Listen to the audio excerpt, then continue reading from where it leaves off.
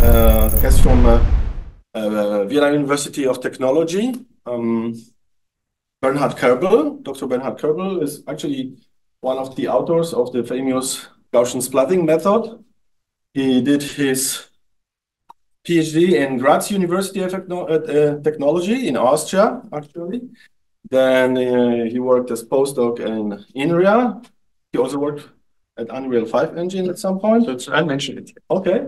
And then now he's a postdoc and project leader at the University of Technology. He has his own grant and he's doing research on real-time neural rendering, I would say in general, but he will specify it better. So Bernhard, we are happy to have you here, and stage is yours.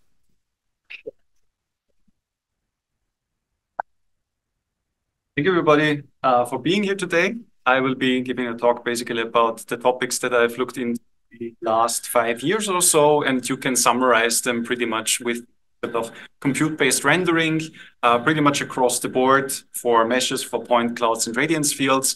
And I hope I can give you an idea of how this all ties together and how all of this makes sense, especially in the context of 3D Gaussian splatting. So if all goes well, I will be spending, I think, like half. I'm actually adding my own timer here because I don't have a timer on screen. So I will quickly do that so I can know when I reach about the halfway point. Because I think about like halfway in, it will make sense to talk or start to talk about Gaussian splatting. I think that's the most interesting part here. Good. So a little bit about me, just in addition to what Shem already kindly said. I had my master's in TU Graz. I did a quick research internship at the Lund University in 2013, and then did the PhD again at TU Graz. I quite enjoyed it there. They have a very nice graphics team and quite a lot of nice graphics research there. Also computer vision, of course, but graphics was my direction. From 2019 until now, I did research at TU Wien and then at INRIA, where I joined the group of George Drettakis. And the topics that I've been looking into were, in all these cases, always related to something that was parallel or high performance computing. Those are my interests. I'm happy to apply them wherever. In the last few years, it happened that they were usually applied in the context of rendering, whether that's now graphics, whether that's meshes, whether that's point clouds, whether that's some other representation. Okay, so I'm currently, as Shem already pointed out, a principal investigator for the IWIL-PC project or EWIL-PC project, where we look into the instant visualization and interaction or large point clouds. We luckily pretty much finished up getting and writing this proposal just before I joined INRIA, and we did the work on 3D Gaussian splatting. And hopefully in the course of this presentation, it will all make sense of how these things very luckily aligned so that it made sense to work on these individual topics and how one thing led to it. Okay, so, but now a little bit about motivation. There's, of course, an overarching idea and hopefully an overarching motivation that when you are working on your PhD for some while, you develop on what you want to pursue and what you kind of want to see in the world in terms of changes. And for me, that was the positive impact of making performance and resource use efficient. So if you look, for instance, at the software emissions that right now are being estimated in terms of greenhouse gases produced by software running today. There is the Green Software Foundation, which by the best guesses estimates that we have 5% of all greenhouse gases are being caused by the competing on the concurrent processing of software that is going through data, right? And this number is projected to a not insignificant 14% by 2040 plus. And with the way things are going, with generative models being on the rise and large language models being used in everyday tasks at an increasing rate and an accelerating rate, I can totally see that happening. Maybe that number is even too conservative, in my opinion. So there is some motivation to look into effective use of the resources that we have in computer science. And if we consider the Green 500 list of companies and associations that are trying to basically get the most out of the energy invested, so the most processing done per watt invested, we always see that there's this trend for these companies to bank very much on the performance and the availability of graphics processing clusters or graphics processing units, or short, GPU. Right? So whenever you basically look into the most efficient systems that are doing a heavy amount of number crunching, it is unsurprising today that you will find that most of them make very heavy use of AMD and NVIDIA or other parallel processing GPU hardware. Right? So if you want to be efficient about the processing that you're doing, then you basically need to make sure you can use these parallel processing machines, these graphics processing units efficiently. So that is basically why much of my research is revolving around these very efficient units that if you program them correctly, they can give you a lot of benefit compared to other availabilities that you have. But you need to be careful insofar as you need to make sure you meet the requirements and you actually exploit those resources that you have efficiently still. Just by making something run on the GPU, it doesn't necessarily immediately become more efficient. You also need to make sure you do it smartly and you design your solutions for this particular type of architecture. And this is a challenge in and of itself that requires some research, and that is still the topic of much ongoing research. The other thing and the other topic is the performance concept in the terms of usability. Here we have a recent, very interesting domain that has opened up and that has created a lot of interest, not only from experts, but also from users. So whenever there's a new advancement in terms of machine learning and AI, there is now hundreds of thousands or even millions of users who immediately want to try it on their own data. And by making sure that you are making your advancements and your approaches performant, you are making sure that these users actually get to basically play with your approach and basically apply it to their own data. If your solution is one that runs on an A100 cluster somewhere in the United States, when you have 100 nodes available, there's probably about a couple of dozens of people in the world who can use that approach. If you make something that works on commodity grade graphics hardware, for instance, you now suddenly have millions of users who can take their own photos, run your approach on their own data, and basically give something back by providing the examples, give you insights, gain a lot more of knowledge, and basically just make it applicable to many more people. So in the concept of machine learning, I need to focus, or I basically need to restrict myself to the subjects of graphics and rendering more specifically, right? The field of machine learning is so vast that we kind of need to find some restrictions. My research is definitely in the domain of machine learning with applications that are enabled by efficient rendering, right?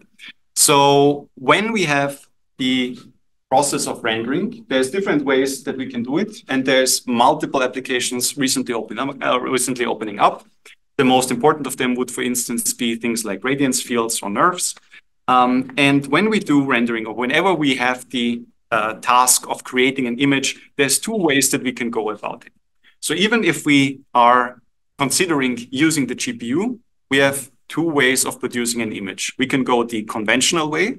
We can do it, for instance, with the graphics pipeline, which is what any of you who ever tried and went ahead and tried some OpenGL source code basically did. Or you have the opportunity to go for a compute-based pipeline. So in order to make this talk in some way fit into 1 hour, I'm going to go and restrict myself even further. So I'm going to restrict myself to the topic of machine learning, rendering, and then in particular, compute-based rendering for these applications, okay? So we will be talking about solutions that are compute-based because the use of the conventional graphics pipeline, like for instance OpenGL, that has been for a long time the default choice when you wanted to produce some image on screen, and historically that's sound. But with these new kind of challenges, with these kind of new pipelines and these requirements that we have, you need to be able to, for instance, propagate gradients, to compute some intermediate steps, and to do much more modification basically on your image synthesis process. It makes much more sense to go in the direction where you say, I have a compute-based rendering pipeline. So this will be basically the topic of the remaining, I guess, 50 minutes or so, what I will be talking about. So as a quick overview of what happened in a quick timeline over the last couple of years, starting out in my PhD in 2018, we first looked into the topics of compute-based meshes, where I worked with Dieter Schmalstieg and Markus Steinberger on this particular topic, which then directly led to interest by the group of Brian Carris at Epic Games. So I joined them briefly in 2019 to work on Unreal Engine 5 and the nanite feature, so the virtual geometry feature that produces billions of triangles and is able to process them efficiently. Very much of that is compute-based. Then in 2020, I joined TU Wien, and together with Michael Wimmer and Markus Schütz, we worked on a couple of papers that had the interest of compute-based point clouds. So again, we did some compute-based rendering, and we found very efficient ways to make large collections of points work. And you can maybe see how this naturally progresses then into 2022, where we said, well, points are nice, but what about somewhat bigger points, like points with a surface, right? Then we arrived basically in 2022, where I joined Georgios Drettakis at INRIA, and with Thomas Leimkühler and Georgios Kopanas, we basically went ahead and looked into compute-based radiance field rendering, right? And this then ended in the, or accumulated in the publication of the 3D Gaussian Splatting approach. And everything that comes afterwards is unfortunately concurrent work, so I can't put it on this timeline here, but we will have some ideas of what will be coming afterwards. Okay, so first a quick idea of compute-based meshes. I will try to keep these things short. Shem has kindly told me that maybe going too heavy on the graphics, GPU stuff might not be ideal in this particular context, but I will still give you some idea of what was going on in these, I would say, early years of my PhD and how this naturally led to other compute-based rendering research. So let's, for instance, consider this particular scene here, where we have some sort of water animation, right? So this is some mesh, some fairly high resolution mesh, and it's being rendered. And let's, for instance, consider something that is a little bit off standard. So if we have this particular mesh and we are simulating a wave with some mathematical function, the way that this is done is by pretty much simply producing a height field that is computed from some procedural function and then applying that as an offset to the vertex positions of this mesh. Okay? So if you just go ahead and do this, you will basically start to see the shortcomings of your mesh, the limitations of the resolution in particularly extreme locations. And in this particular scene here, it would be nice if we could have some sort of control over the mesh while it's being rendered. So basically changing the topology in the course of rendering it already to kind of adaptively fix those issues a little bit, right? If we just at runtime, while we are rendering the frame, can make a decision on adaptively changing the triangulation of our mesh, we can improve the quality of these locations, of these wave crests, and give them a nicer and smoother appearance. And in a standard multipass pipeline, as you would have them, you would be able to implement this solution in the graphics pipeline, for instance, OpenGL. By going the multipass route, you would first do something like a compute shader to generate your mesh. You would then go ahead and perform the shading to get the final image. And at some point, you would add the correction of the topology for basically adaptively making a better appearance and making the smoother appearance. And then lastly, you would maybe apply the wireframe shader in order to get the appearance on top of that to indicate the mesh topology itself. So that would be a total of, I don't know, something like 3-4 passes maybe in total in order to get that to work. Should I should I click this view or should I close it away? Yeah. Thanks. Sure. And then you would get the final result in the end with 3 or 4 passes in total, right? And our motivation in this project was, if we have a completely programmable pipeline where we have control over everything, right? Not just what OpenGL exposes to us, where you can do something like write your own vertex shader, fragment shader, or geometry shader. You have much more freedom. You can make some intermediate feedback loops. And then in a single pass, you can basically get all of these effects all in one. Okay?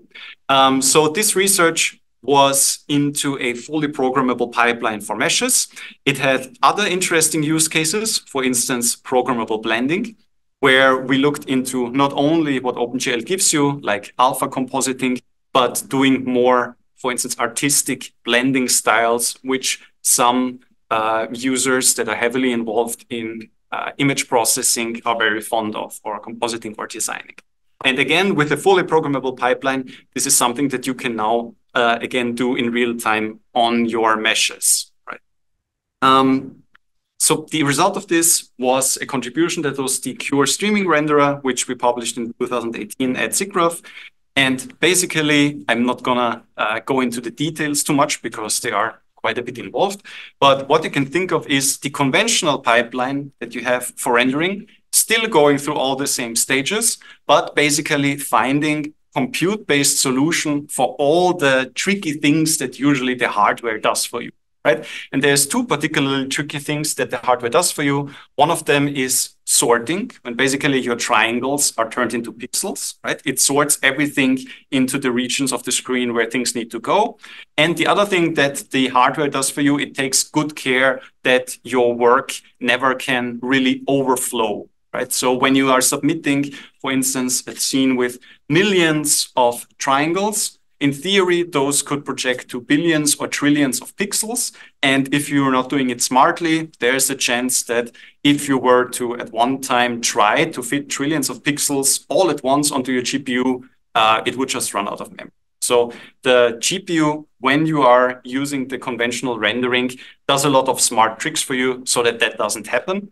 We try to replicate these tricks and come up with good solutions for them, but this time compute-based. That means doing them ourselves so that we have this complete compute-based pipeline, which gives us full control over everything that you do for your mesh-based rendering. Okay. So how did we apply this sorting? Here, for instance, we see a particular scene from an NVIDIA tech demo, and we can see if we look at geometry in a regular 3D scene, it doesn't usually just uniformly distribute, right? There's particularly error-prone, or there's particularly demanding areas where usually most of the geometry goes, and those will be generating a lot more work for the particular pixels that need to be drawn than other areas. Okay, so in a part of this project, we basically figured out what is the best way to figure out how to distribute work, or what are some interesting patterns on how you can fairly distribute work to individual threads on the GPU. Okay? So you can think of what I'm illustrating here as every number basically representing a GPU thread, and the 2D area that we see basically represents the screen. And if we have one thread taking care of, let's say, multiple pixels in the image, it makes sense to use particular patterns to assign them to individual threads with these patterns so that you get a very nice distribution of work in the general case, right? So any particular scene that you can feed into the rightmost pattern, for instance, will usually give you a very nice distribution of work, a very fair distribution of work to the individual threads, even if you give it a demanding or very non-standard scene like this one. Okay, so that was part of our research in this.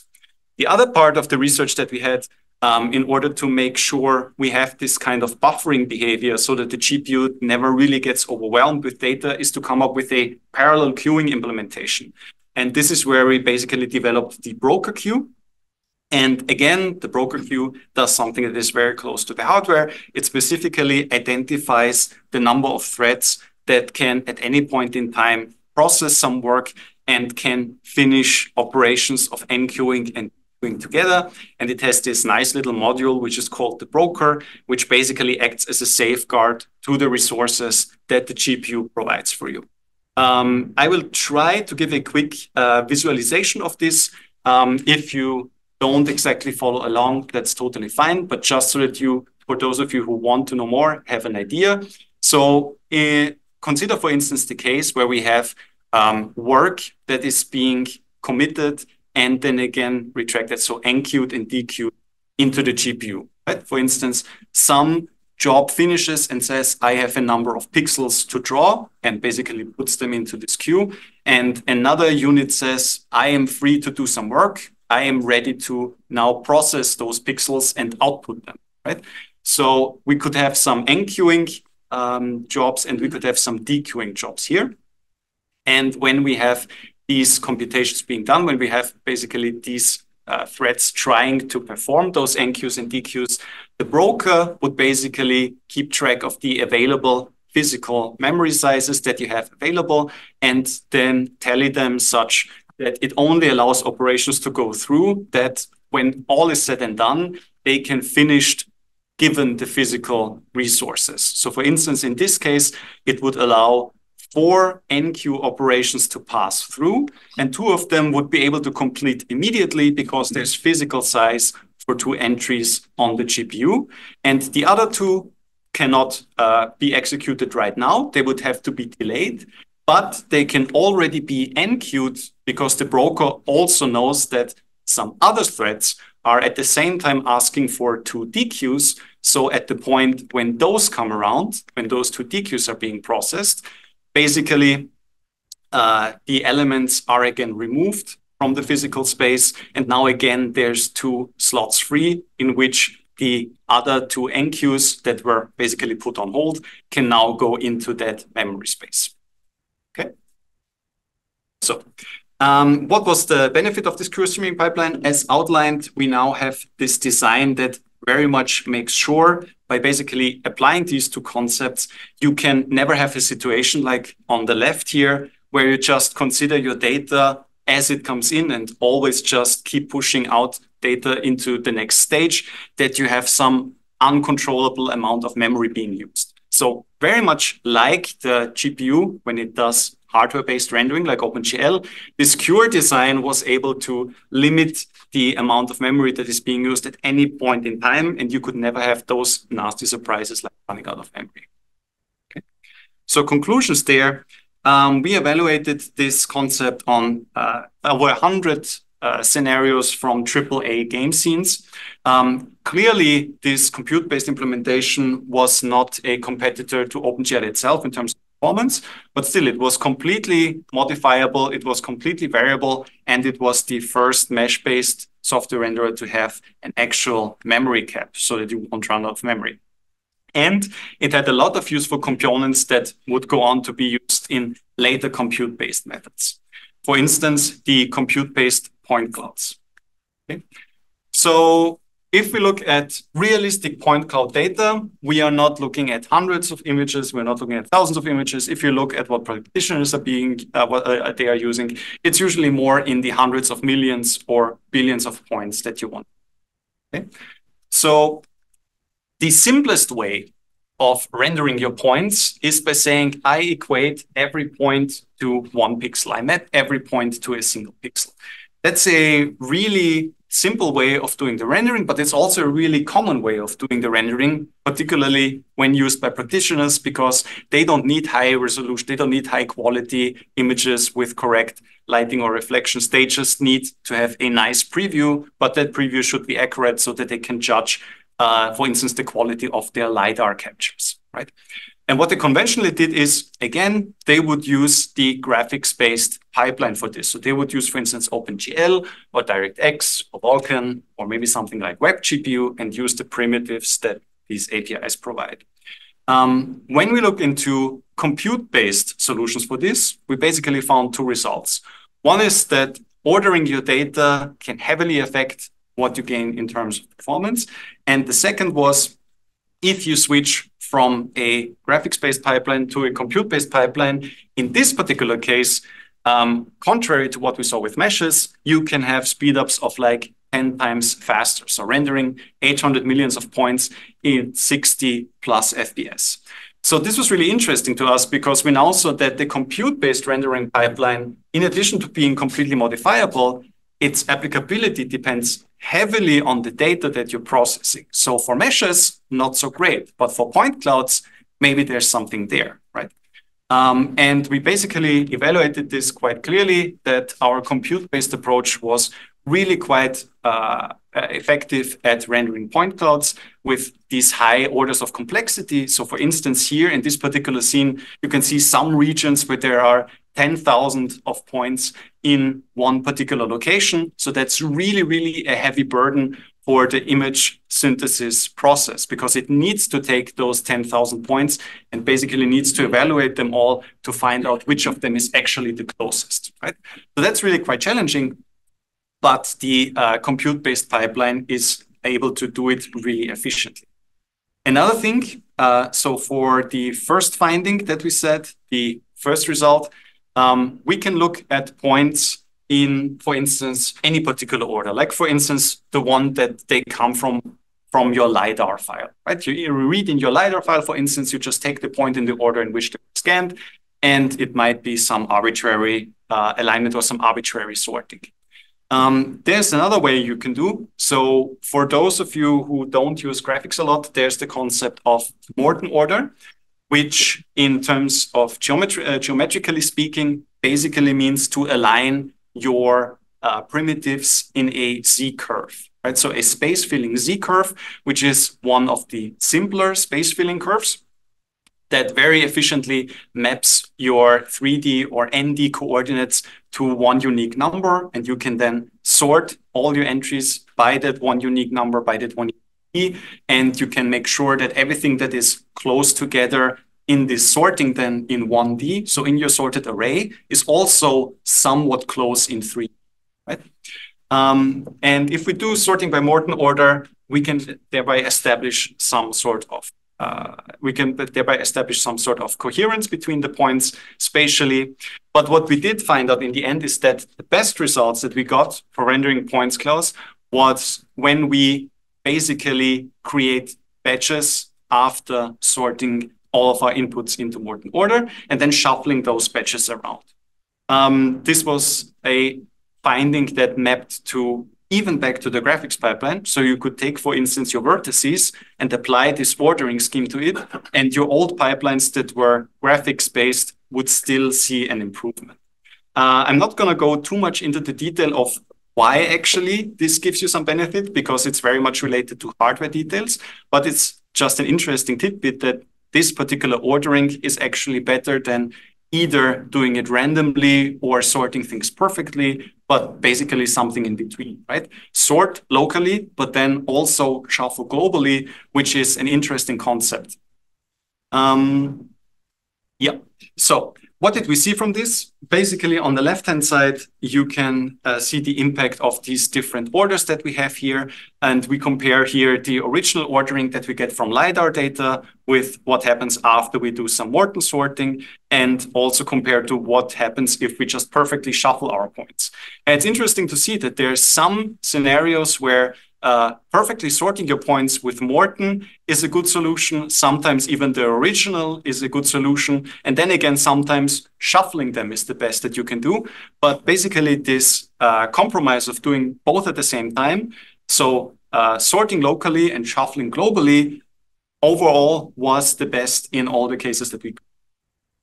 So now back to compute-based rendering, and I will spare you the details for those who will be interested in how exactly this works. Here we just exploited some functionalities of the GPU hardware to basically get some very quick rendering going. It works exactly in the case of the 1.1 pixel rasterization, so point sample rendering. And the key insight basically boiled down to the use of these two lines where we first encode a point as a depth and RGB together in one 64-bit entry, and then the availability of atomic operations on modern GPUs, which can run with 64-bit entries. And that together gives you a very simple algorithm for actually resolving visibility of point clouds, right? These two computations is basically all you need in general to get the image on the right-hand side, where the closest point also ends up the one being drawn. So a very simple concept of getting rendering going, very little overhead, and basically a very fundamental solution to doing compute-based rendering. So again, here we see that the compute-based pipeline, which is here on the right-hand side marked as atomic in, and then with some extensions that I'm not going to mention here as early Z. So on the right-hand side, we see those two compute-based pipelines, and we see that clearly they made a significant improvement compared to the conventional graphics pipeline. There was also a variation on this, which we called high-quality shading, because this simple point sample rendering that we just described, where we always look at the closest point to the camera for each pixel, basically gives you this aliased appearance that we see on the left-hand side. And something that we took basically inspiration from the QSplat paper, which is now, I guess, also some 20, 25 years old, which came up with the idea of considering everything within an offset of the closest point to the camera. So you basically find out what is the closest point to the camera everywhere. Then you take a little bit of an offset, so a little bit of a tolerance, for instance, like 1% of that depth. And then you blend accumulatively everything together that lies within that 1%. And this gives you this smooth appearance that we see on the right-hand side here. And this was very easy to implement with very small modifications to the overall algorithm. Again, I'm not going to give you too much of the details because it's more graphics and GPU heavy of how exactly it is implemented. But at the end of the day, with some minor modifications, we got this HQS method working with very little overhead actually compared to our base atomic minimum solution. Why is this important? This is relevant because we saw direct adoption. And this was a first for me and also for Markus, where we said, okay, something from computer graphics has now actually crossed over into machine learning, because this HQS point sample rendering method became the backbone of the 2022 ADOP paper. And we basically realized that efficient and fast rendering, particularly of points, can and does have some significant benefits in the domain of machine learning, right? And we thought, well, maybe we can pursue this further, and maybe we can come up with our own variant, and maybe we can design something from the ground up with the concepts of graphics that maybe even solves this problem a little bit better. There were some additional modifications that we still did to point cloud rendering, just so that I am complete in terms of the research that Markus did.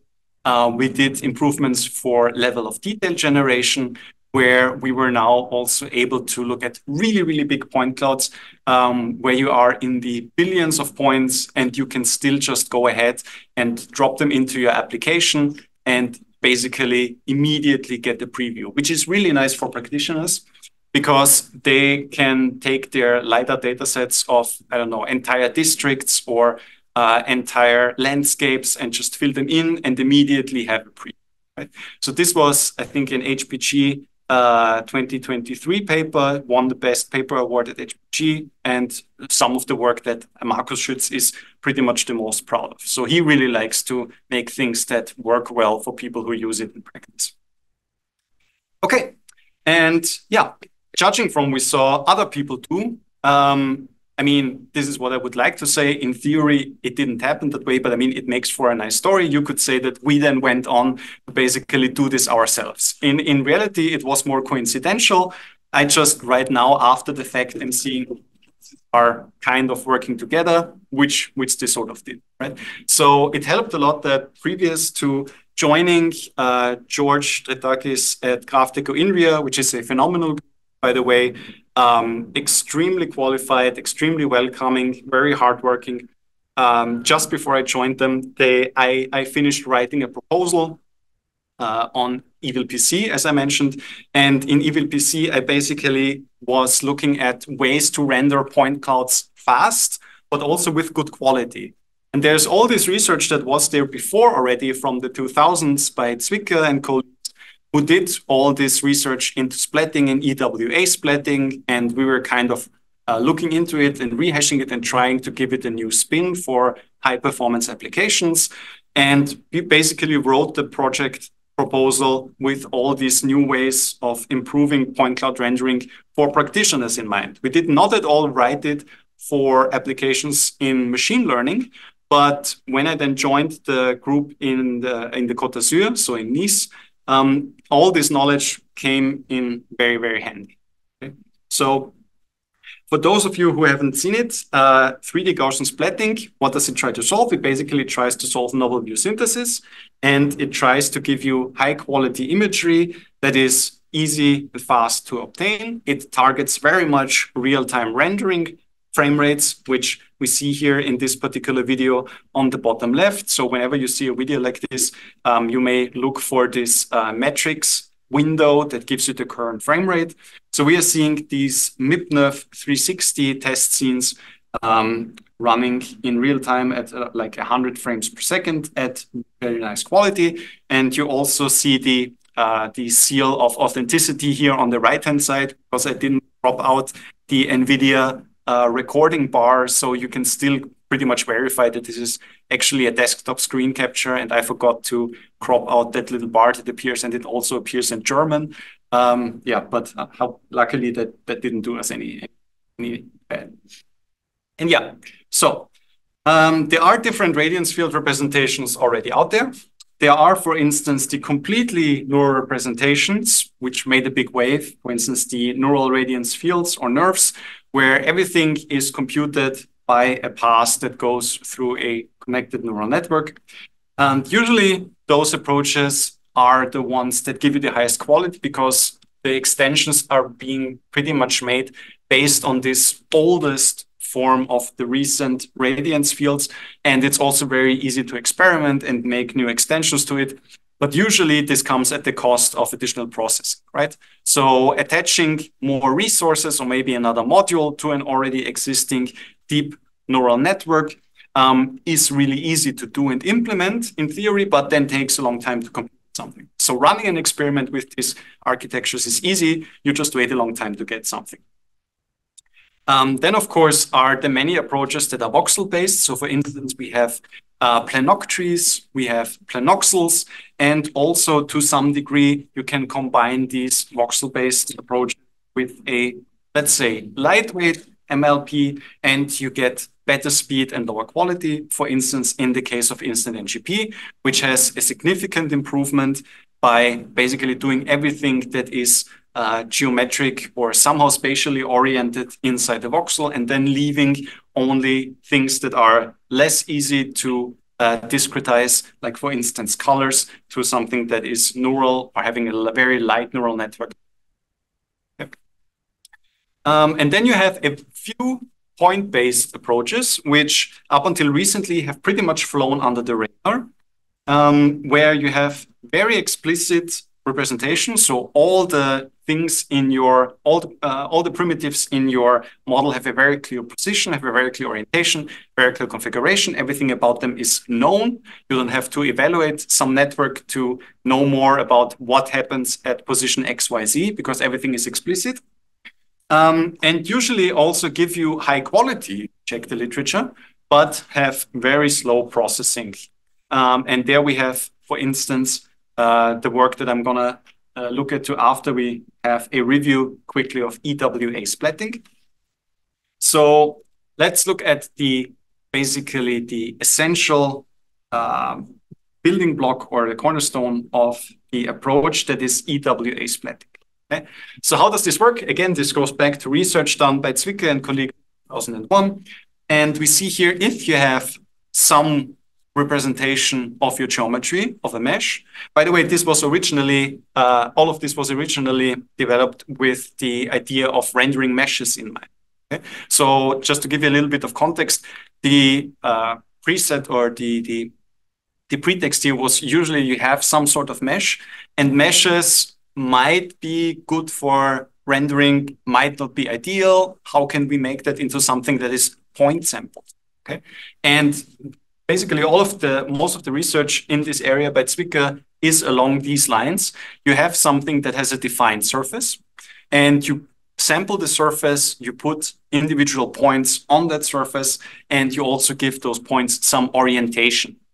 And these points are then convolved with a 2D Gaussian so that they basically fill the gaps in between sample points, and you basically get a continuous solid surface wherever there is some density covered by these Gaussians. What you then do next is you take those 2D Gaussians and you project them onto the screen. So they end up in some location on your screen.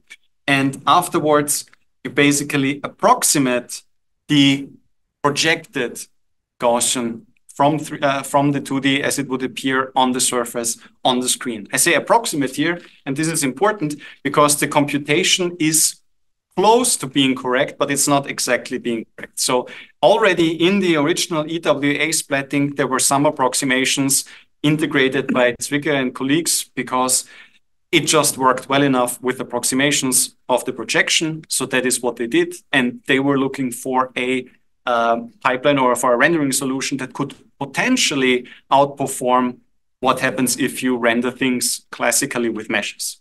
So they really tried to see, okay, what approximations can we do that don't impact the quality too much, but still leave the performance and the decent minimum quality requirements intact. Okay, and then afterwards, once you have those Gaussians, basically you blend them together when they overlap for each individual pixel and you recover your solid surface. That's the conventional EWA splatting approach. In 2019, we basically found Yifan rehashing this knowledge and being the first to actually apply EWA pretty much in the conventional case by applying those EWA weights and blending approach, which actually sums all the contributions down to a solid color. Okay? So Yifan et al. Had the interesting situation where they had smooth fall off, but in the end, in the final reconstruction, that smooth fall off was no longer present. So everything would be integrated to sum to a particular intensity in each individual pixel. Now, point-based neural rendering, which was seminal work by Kopanas and colleagues, basically said, let's keep that fall off. And in PBNR, what happened is they simply accepted fall off of the Gaussian and applied alpha blending instead of this normalizing blending that Yifan and colleagues. So going away from the EWA formulation that tried to reconstruct solid surfaces, basically accepting the softness and the fall off and trying to make something out of it, and apply also an opacity term to the Gaussians. So you directly now use the Gaussians as a representation of your model instead of blending them all together. And this gave them, in particular scenes, very good results, so very high quality. This pretty much easily surpassed NeRF at the time. But the downside to this was, in order to get this high quality, you needed a really, really good prior in the form of a really, really good point cloud, which you would get in this particular case from multi-view stereo. Okay?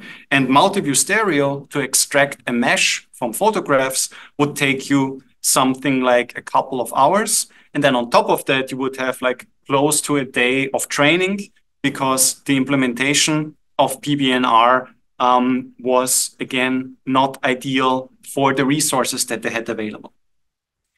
So what changes did we make in order to make better use of the available resources and to give more expressivity to the model and basically turn it into 3D Gaussian splatting? The first change that we did is we went from 2D circles to 3D Gaussians. And if you look, for instance, at what we started out with in PBNR, we had the Gaussians on the surface, which would have some position, which would have some normal, and would have also some neural features. So the neural features would be used to encode the color. We would have the size to basically give some modification and some freedom to change the shape or the size, the extent of the Gaussian.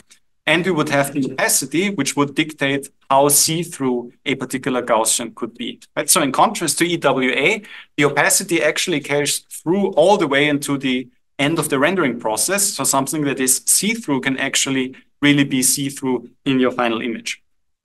Now, what did we have in 3D Gaussian splatting. So we again had position. We had our 3D Gaussians in 3D space. And we had, instead of the normal, we now had the covariance. So the covariance basically encodes both the size and the orientation at the same time. And these 6 entries, either the upper triangular matrix or lower triangular matrix of the covariance matrix, are sufficient to uniquely define what your Gaussian should look like in addition to the position. Okay. And then in addition to this, we had the color. And here we made the switch from neural features to spherical harmonics, which was important. Why? I will bring up in a second. So we would be able to adapt and optimize the appearance of these Gaussians by changing the spherical harmonics. And we also kept this opacity term, which allowed the Gaussians to become more or less see-through or more or less opaque. So this was the first change to it. What is the benefit of changing to this newer brand? Well, first of all, we had a simplified initialization. So there was no mesh required. So remember, the original approach by EWA splatting basically was designed for a mesh, and they designed 2D Gaussians, and those 2D Gaussians had some orientation, meaning they had some normal. Okay. For a 3D Gaussian, it's perfectly fine to start out just with a ball, and you don't need to have any kind of surface information. You don't need the normal. All you need is just this starting ball, and then it will figure out its shape, its final shape on its own, okay, over time. So that allowed us to initialize these point clouds, or this starting setup, not from multi-view stereo, which produces a mesh, but actually from the much cheaper structure from motion, which is something that you usually already are doing when you are preparing your photographs for being processed by novel view synthesis approach, right? You are usually running, for instance, call map to align all your images and to get out the camera parameters. And what falls out of it basically as a side product are those structure form or SFM points. So now all that you need is position to initialize this. You basically run the process you're running anyway. You use some of its side products, and that's all that you need to initialize the process.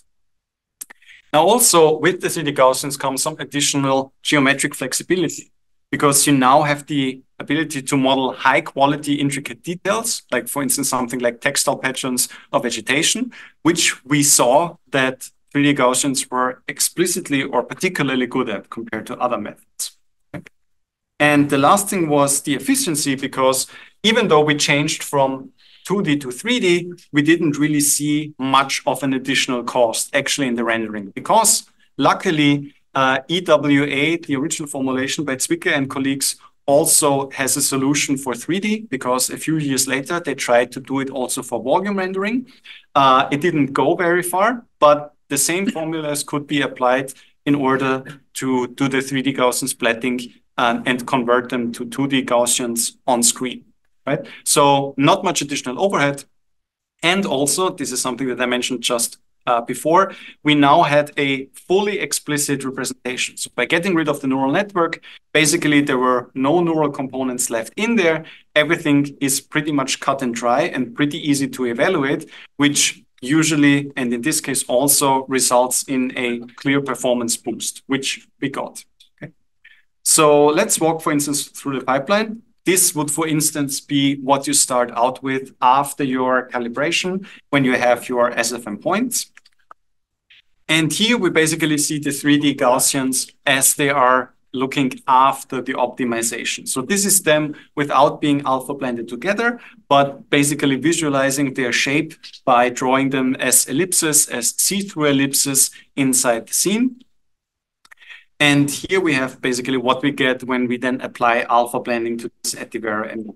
So the ellipsoids that we see, we can clearly identify that some of them are more surface aligned. For instance, when we look at the surface or the top of this flower pot, and we see that some of them become larger, some of them become flatter, some of them stay quite volumetric. That is fine.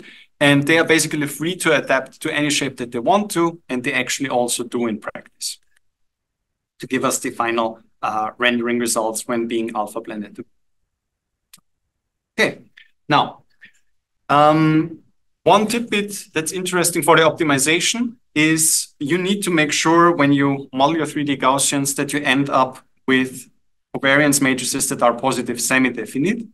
and you cannot directly go ahead and optimize the entries of your matrix from the gradients, because if you apply the update steps, you might end up with a matrix that is actually no longer positive semi-definite, and then you're kind of stuck.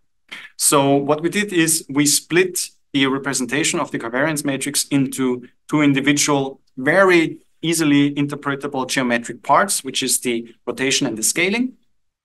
And then every 3D covariance matrix can be produced simply by applying this formula at the bottom, where you take your rotation matrix and you take your scaling matrix and you apply them as such, and you end up with a valid covariance matrix. And then you can apply very simple restrictions to the scaling coefficients and the rotation coefficients. Basically, for scaling, you just need to make sure that it's always positive. And for rotation, you just need to make sure, in our case, we had a quaternion, that you normalize it to 1 before you apply it. That's it. Any quaternion that is normalized to 1 produces a valid rotation. So those two things are really easy to enforce. Now, for the differentiable raster, give me just a second. I just want to make sure that I'm having the... Oh, yeah, sorry. Yeah, I saw that I had it in a different order. Okay. No, that's fine. Good. Okay. Then for the rendering itself, how does the rendering itself work? So let's say we have now our n Gaussians. And with EWA, it's really easy to do the necessary computations to convert your 3D Gaussian to a 3D Gaussian projection. So the complexity of that is in the number of the Gaussians that we're rendering. So that's really nice. The visibility, we basically reduce to sorting our n Gaussians. So we're basically sorting n keys, and the key here being the depth of each individual Gaussian at its center. Now that is an approximation, but it's an approximation that in practice we found is acceptable to do. And it's one of the key insights that basically gives the 3D Gaussian splatting is its fast performance, right? We are sacrificing some precision, we are sacrificing some accuracy by taking some shortcuts. And one of them is sorting the Gaussians only by their depth at their center. So if you have, for instance, 3D Gaussians in space that are somehow tilted or slanted, basically when they cover more than 1 pixel, you get an incorrect sorting of depth. But still, things, when blended together, and when there's millions of those primitives in your scene, they work out in such a way that you don't notice them that much, and you still get very high quality. So this is one of the shortcuts that we tried, and that we felt the benefit was much greater than the cost that we gave in terms of some incorrect depth appearances that happen occasionally. Now, the blending itself, again, this happens in a custom tile-based compute job. So it is very much based on compute-based rendering. And this sorting that we do, where we sort basically according to the depth at the center, also performs for us this viewport tile binning. And this goes back to what I basically described about the meshes. So you want to assign all these primitives that you're rendering to individual threads on your GPU, right? And again, we also need a solution for this in our 3D.js pipeline. So again, the sorting does these things also at the same time. Together with the depth sorting, we have the binning as well. So you can think of it like this. You have your Gaussians on your screen, right? And you have those individual tiles that need to do this processing of the Gaussians and blending them front to back, and then writing out the final pixel. And in order to use your GPU effectively, you need to distribute that work somehow. That's why you put them into tiles in the first place. Now, how do you do this mapping of from Gaussians in 3D space? How do you put them into the correct tiles so they can be blended together? Well, all of this in our pipeline is just a single sorting step where we basically sort them all into these individual bins. So you define a key. The key includes both the tile that the Gaussian should go into and then the depth. And what you eventually end up with is a very nice sorted list of Gaussian IDs that you should look at for each individual tile. Okay. Now a little insight into the activation and scaling.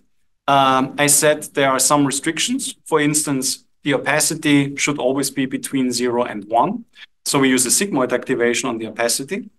the position learning rate is actually adjusted by the extent of the camera bounds that we have. So if, for instance, your call map configuration decides to put the scene into the range of -5 meters to 5 meters or -5,000 to 5,000 meters, that's up to your calibration procedure, right? There's no information in there of what is actually a metric unit or some real world unit. So your approach should be agnostic to this, which is why actually our positional learning rate is adjusted by the extent of the camera bounds in your calibration coordinates.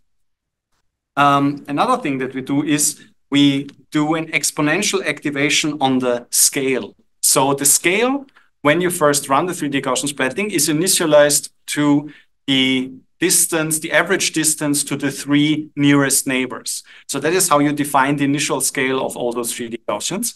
And then basically for using that scale, we use an exponential activation of the size. So basically we store their size in log space. Okay? What does this mean for the learning rates? When our scene size varies, actually it means that we don't have to do anything, because any change that happens in logarithmic space is proportional. So when we have a certain size and we have some sort of update to this to the scale, since we are doing it in logarithmic space, it actually doesn't matter if our scene stretches an extent of 10 by 10 meters or 1,000 by 1,000 meters. There is simply no difference. So by switching the scaling learning or the scale updates to the logarithmic space, all of these things basically resolve themselves on their own. There's also one particularly interesting artifact that I should mention, and that is the difference between opacity and density. So 3DGS, in contrast to, for instance, NeRFs, optimizes opacity, not density. Okay. So what does that mean? For instance, if we have the Gaussian here on the left, which is an isotropic Gaussian, and we have some sort of optimization to a target image, we would get the appearance that we see, for instance, in the middle, right? So looking through the Gaussians in one direction, it would appear with some Gaussian fall-off, and looking through the Gaussians in another direction from the top down, for instance, again, the same thing. And here, there wouldn't be any difference whether we use a density-based model or an opacity-based model. Okay? But now if we have an isotropic Gaussian, which they can be, so they are totally free to have a an anisotropic Gaussian, when we are basically free to no longer stay isotropic. Now we have a significant difference between the different models, because in a density-based integration, we would, when looking through the thin side of that same Gaussian, we would have a different density, and you can see that basically measured by the number of intersections of simulated particles in a Gaussian, you would have a lower density than when looking through the Gaussians through the long side. Okay, so in this case here, our model actually differs from what a NeRF would produce insofar as opacity, which is something that you directly train, it encodes the result of the integration when looking through the Gaussian. And it does not vary, even in the case of anisotropic Gaussians, whether we look through the long or through the short side. Right? So you will get different behavior for, let's say, similar models in a different system that uses density-based integration instead of opacity. Okay, optimizing from SFM points. Now let's say, okay, what is still missing after this point? Well, if we start from my SFM points, we end up with the image on the right-hand side, which is decent, but definitely not state-of-the-art, right? So we clearly can see that in those regions where SFM already gave us a nice sampling, things are fine, but everywhere else, we basically need more Gaussians. And we found that using the high positional gradient as an indicator of where we should put more Gaussians is a good idea.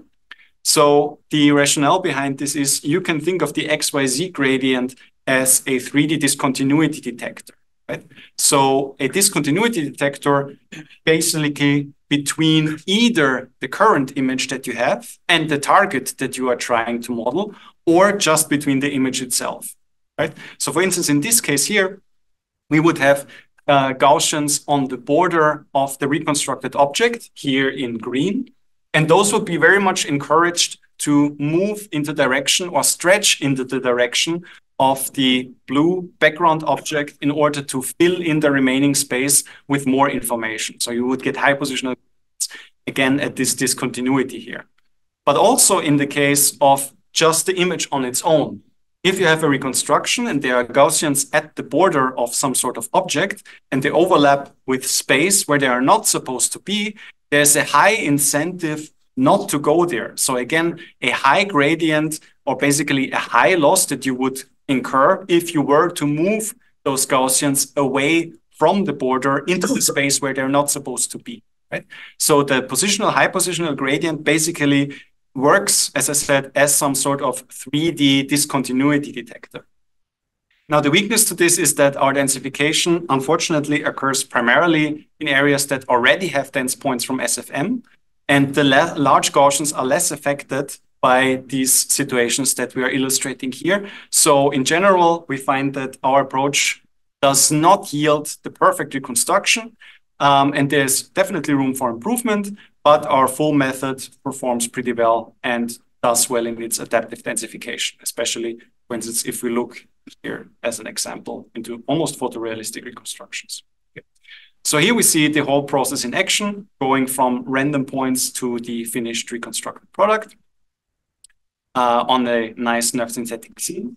I'm going to skip a bit ahead and look into the results because we're pretty much running out of time. We see the results that by now I think are pretty much known.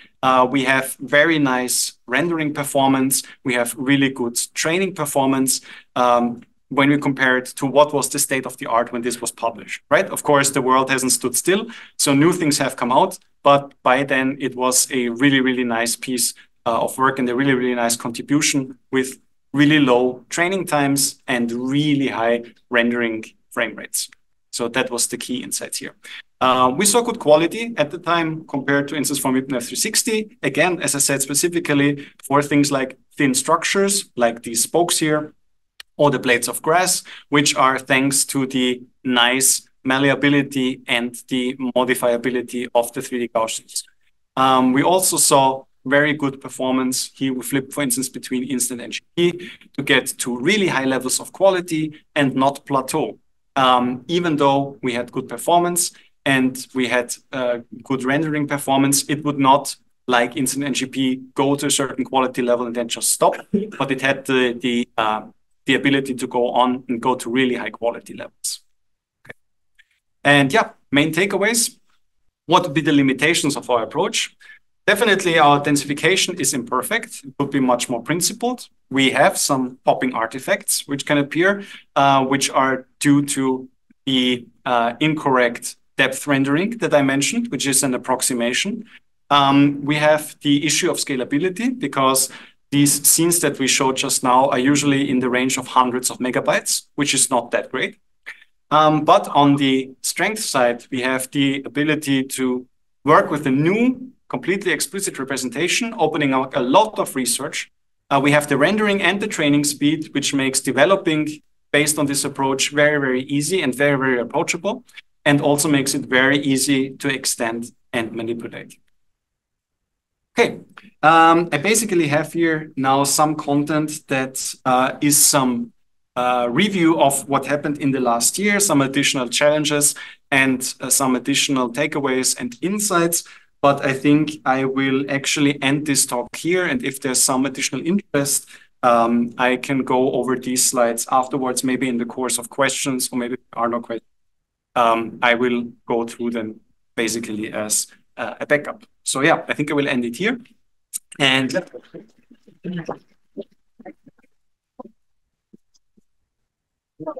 much. So are there any questions from the audience? Because, you know, when you have nerves, it's quite important to put the point on the right exactly when the surface is. Yeah. So when the rays go from different direction, they cross in some point, and this point must be connected with the surface color. And when you have Gaussians, they are not overlapping. The centers, no, they are not in the same place. they're in some hierarchy, as you show on the image that are inside the rabbit in the object. It does not cause any problem when you put the camera from different direction, because this is in some sense blurry, because the Gaussian are not in the same place in the place. Okay. And the question is, this is the problem, yeah? And why NeRFs work only if they are in the one place, and the Gaussian splatting works when they are, in different places. Yeah, there is. You mean the camera? Yeah, what is the difference between aggregation in NeRF and Gaussian splatting, which allows that the Gaussian can be not in the same place? Yeah, they can be in different hierarchy. I'm sorry, I don't think I follow. And maybe I can answer different, because for me it's not obvious, because when you have NeRF, you have the point of the eye, and you get the color in each point of the eye. Yeah, and you have the next eye which goes through this eye. Yeah, and it has exactly the same color when the eye is cut. And in Gaussian splatting, it's not true, because the second Gauss which make that this color in this place is more white or more darker or white is the next Gaussian which is farther to the right. So I think that there should be some difference in the aggregation of. Okay, if you got it, maybe. No, I think the point is, when you have the place, right, the order might not be the same. So this is actually what you said, I think, with the artifacts, because when you have like neighboring rays, right? The accumulation might not be the same. Right? I see. Okay. The NeRF must be consistent from the different position of the camera, and the Gaussian splatting don't have to be consistent. Yeah. Right. Yeah. And what happens that it's possible? Yeah. I think you just do nothing, right? There's nothing specific in there. I mean, I guess it would prove that they actually don't have to be consistent, right? Like, so is there some proof, or is there some mathematical conjecture? In general, NeRF find the surface of the object. Sure. Yeah? Yes. And Gaussian splatting also find the surface of the. Not really. They find some sort of fuzzy approximation. You didn't show the equation for aggregation, yeah. And when you read the Gaussian splatting paper, you have two equations there, and you have the first equation, and the second is almost the same. And you say, you can reformulate it, but I believe that the sum in these formulas is some tricky which allows that the Gaussian splatting can be trained or not.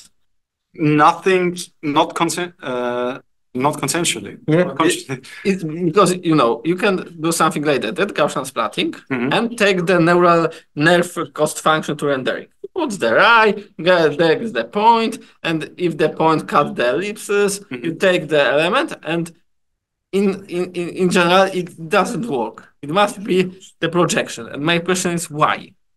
Okay, I see.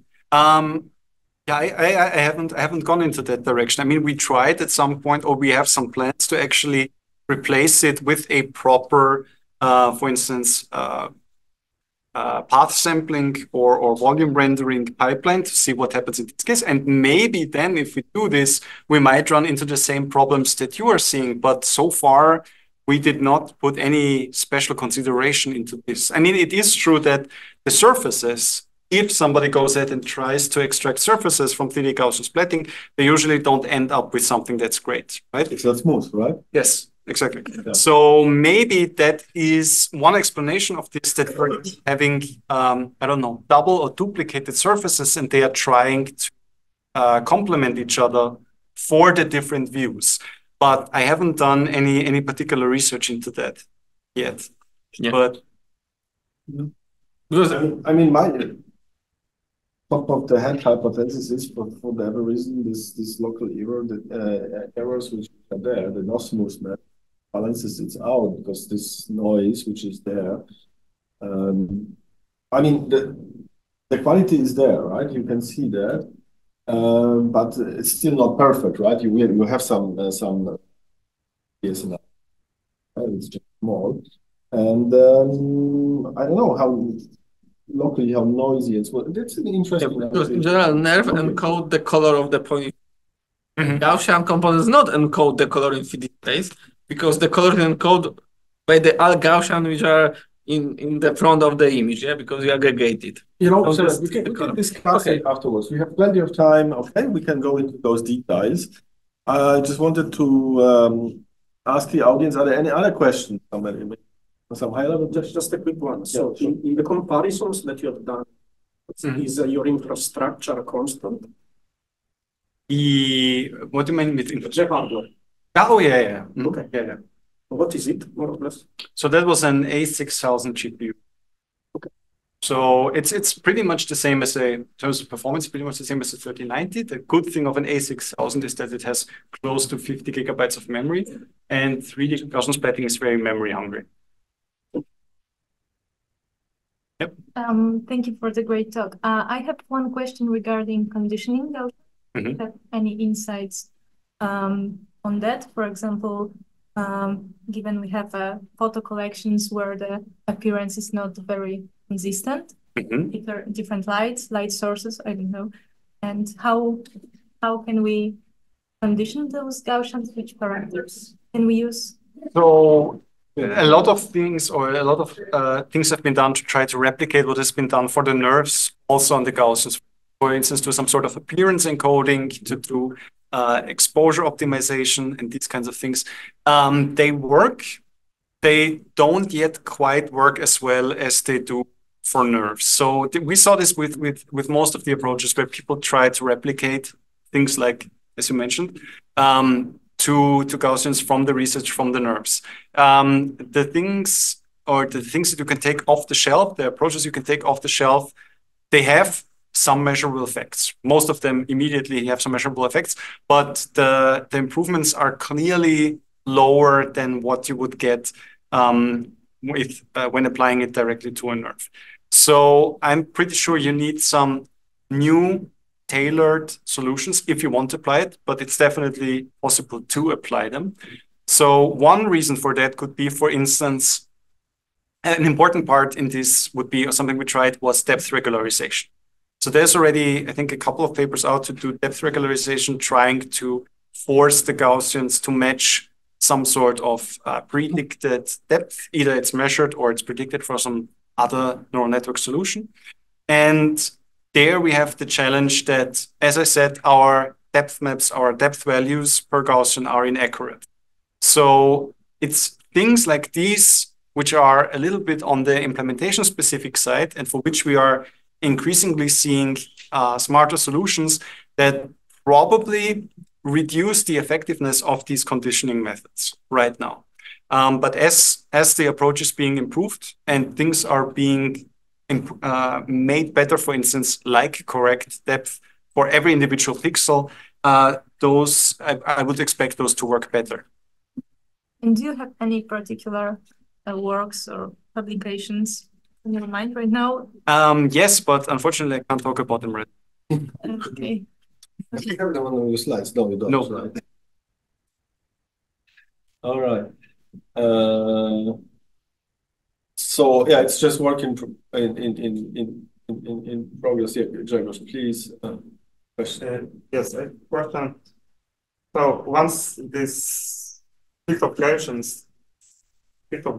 trained with stochastic and flavor, is it possible or feasible to do it in a direct approach? So I can imagine some radial basis function like Gaussian, and then I can take, slices and construct some set of equations, and then use direct method, I mean, like the over-constrained matrix to solve it. So I'll go a little bit ahead there, because I think it makes sense to introduce those things when they come up and when they are relevant. So one of our ideas would definitely be to look into things that are different from the standard Gaussian function. Like, for instance, you could look at something like Gabor kernels. You could use something, for instance, like skew Gaussians is something that I've heard already a few times. And you can generalize them to any kind of general radial basis function, definitely. I would expect that quite a few number of people will or are already working on this. So this basically comes, I think this is helpful to anybody who wants to work on this. My advice would be, if you have some idea where you think that's neat, you can expect that 2 or 3 groups will be working on this in any given company, right? That's the unfortunate truth of it. So if you have something where you think, oh, that would be neat, you should probably be really fast. If you want to do something in the space of 3D Gaussians and you want to have a little bit more time, definitely go the extra mile and try to tie it to something that your group or your work group has some sort of very unique expertise. So just as a general suggestion, this goes beyond your question. Yeah, it sounds good. For the others. Kind of obvious. But let us stay with this Gaussian. So Gaussian sounds okay for the regular basis function. The question is that instead of using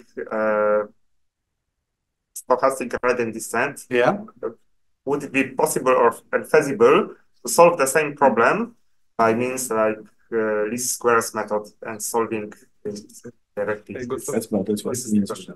Oh, I see. Okay. Yeah, you can solve it, but it's slow. Okay. Yeah. So, thank you. Thanks for your talk. And I'm just wondering, because you have experience working with Unreal Engine, and I'm just wondering if what are your thoughts about using Gaussian splats in the gaming industry? Going to replace or going to be in parallel? That's because whenever we are coming up with a new representation, we are reinventing a wheel in terms of a toolware. Right. And the same is going to happen with Gaussians, and I'm not sure if.